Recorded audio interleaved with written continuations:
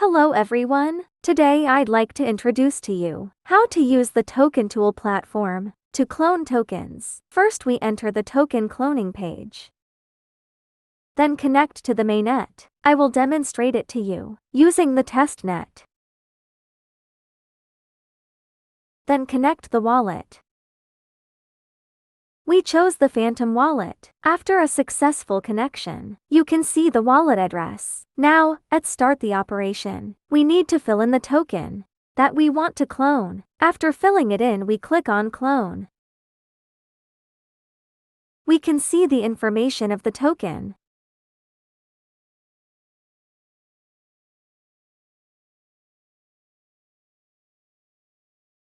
First, change the logo.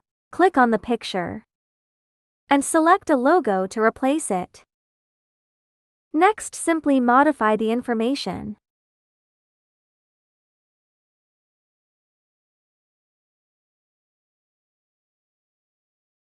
You can also add social links here. This is optional and you can add it according to your own needs.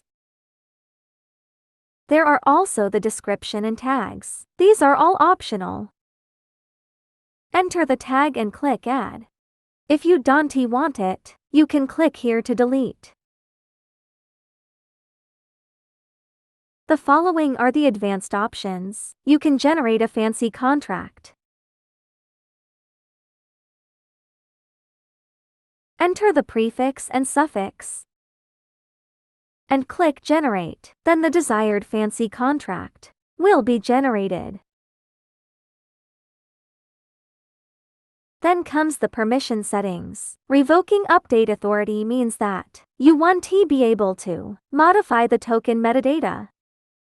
If you revoke frozen authority, it means that you want to be able to restrict specific accounts from performing operations, such as sending transactions. If you revoke mint authority, it means that you want to be able to mint more token supplies.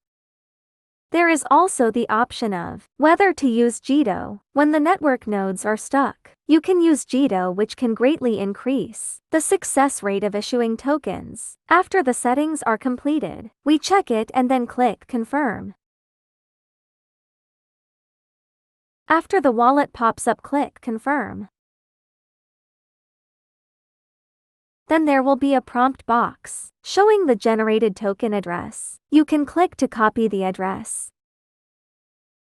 After closing it, the token address is also shown below, and you can copy it as well. So the whole process is completed. If you have any questions, you can come and ask in our community. That's all for this video. Goodbye.